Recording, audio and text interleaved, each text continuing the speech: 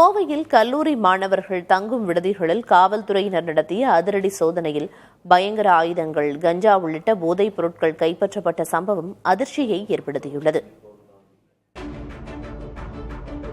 கோவையில் கோவில்பாளையம், செட்டிப்பாளையம், மதுக்கரை ஆகிய பகுதிகளில் உள்ள கல்லூரிகளில் பயிலும் மாணவர்கள் தங்கியிருக்கும் விடுதிகளில் போதைப் பொருட்கள் நடமாட்டம் அதிக அளவில் இருப்பதாக காவல்துறையினருக்கு தகவல் கிடைத்தது.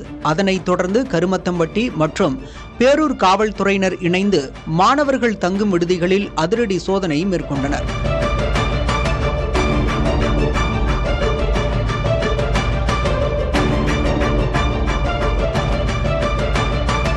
சுமார் 400க்கும் மேற்பட்ட போலீசார் மேற்கொண்ட மிகப்பெரிய அளவிலான சோதனையில் கத்தி, அரிவாள் போன்ற பயங்கர ஆயுதங்கள், இருசக்கர வாகனங்கள் கைப்பற்றப்பட்டன. அதே சமயம் கஞ்சா உள்ளிட்ட அரசால் தடை செய்யப்பட்ட போதைப் பொருட்களும் சோதனையில் சிக்கின. மேலும் விடுதிகளில் தங்கியிருந்த கல்லூரி மாணவர்கள் அல்லாதவர்களும் போலீசாரிடம் பிடிபட்டனர்.